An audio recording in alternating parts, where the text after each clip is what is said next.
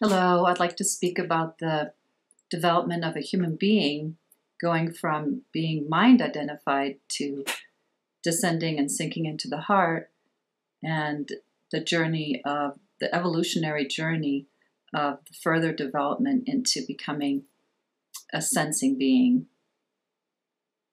So, as you all know, the mind has quite a sticky quality to it. And what I mean by that is that the mind itself is not a problem, and neither are thoughts. It's when we self-reflect once a thought has occurred and the sense of a personal sense of I goes and attaches itself, it glues itself to the thought, thinking that's me, that thought is me, which makes it feel true. And there are many, many techniques and processes that one can practice over time to try to unglue and unstick that identification with thought. Because thought itself is not the problem. Thought is just, you've heard the analogy of thoughts being like the clouds in the sky. There's always the blue sky that lies behind it. And so the thoughts really don't truly obscure true nature, ourselves. It's only when mind goes and attaches to the thought, thinking, that's true. In fact, it's more true than what lies underneath it, which is consciousness, which is true nature.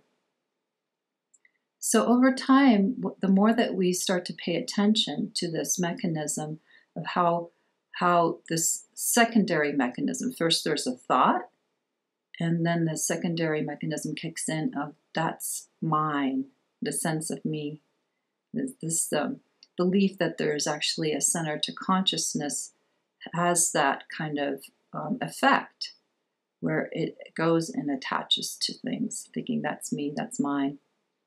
And we tend to make it a problem then.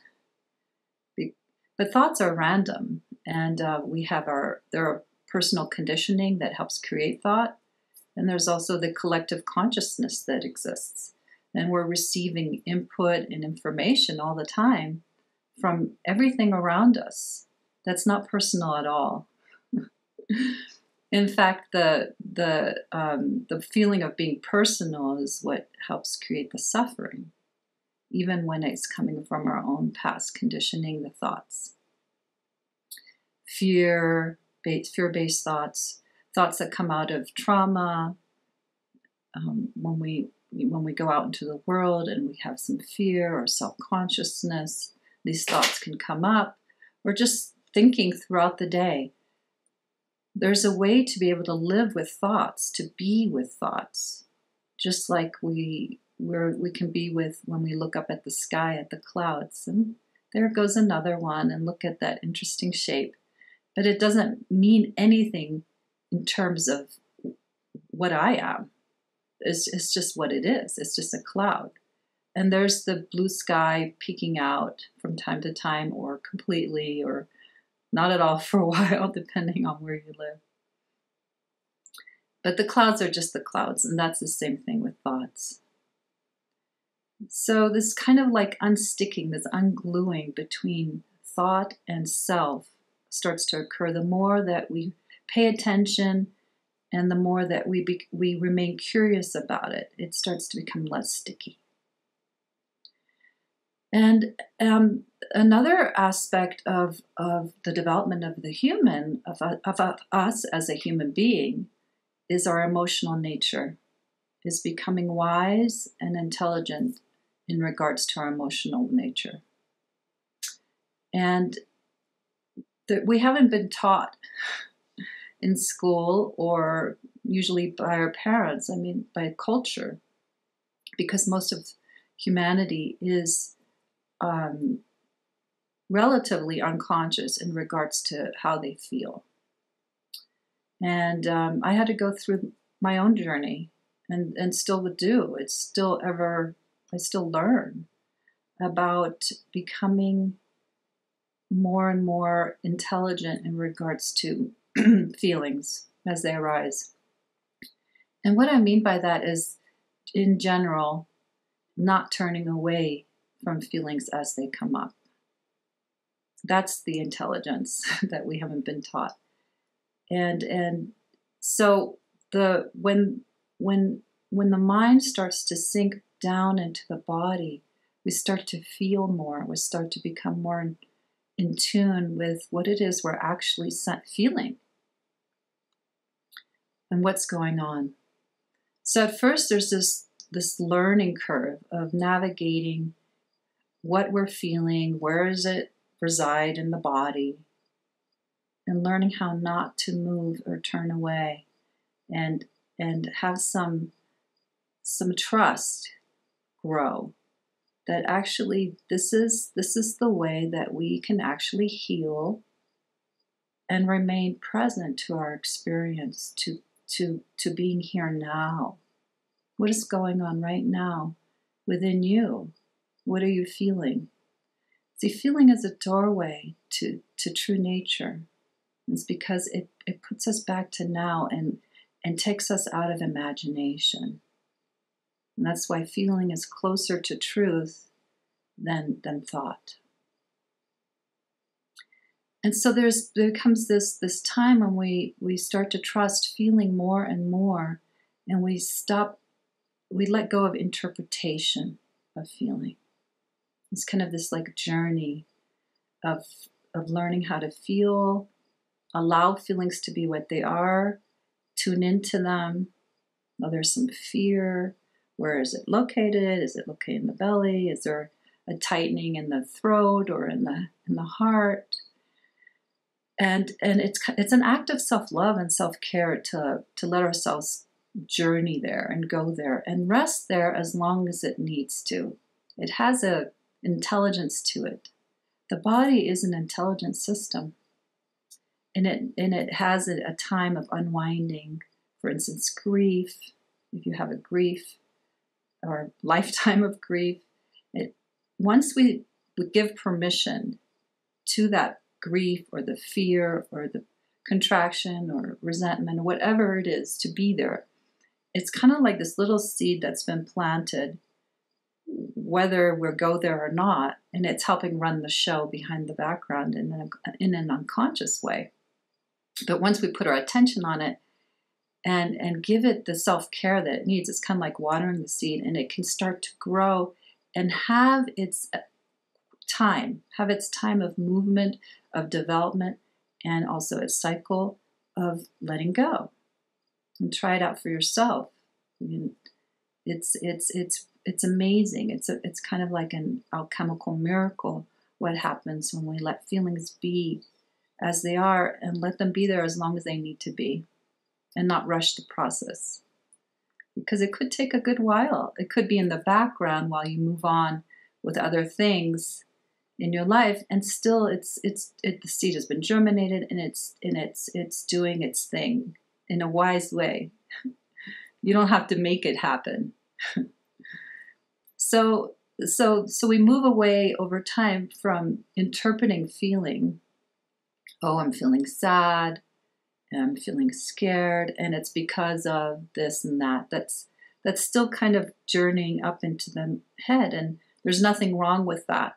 It's just over time, trust, it becomes more second nature. We start to trust more the feeling process without needing to go into interpretation, right? That's another kind of aspect of self-reflection, is when we go into interpretation about something. When we start to let it be as it is and enter more into the unknown, which is more of a sensing quality. See, we move then from mind, feeling, which is kind of emotional in nature, which is all good and nothing wrong with it. Moving out of interpretation is just like growing up.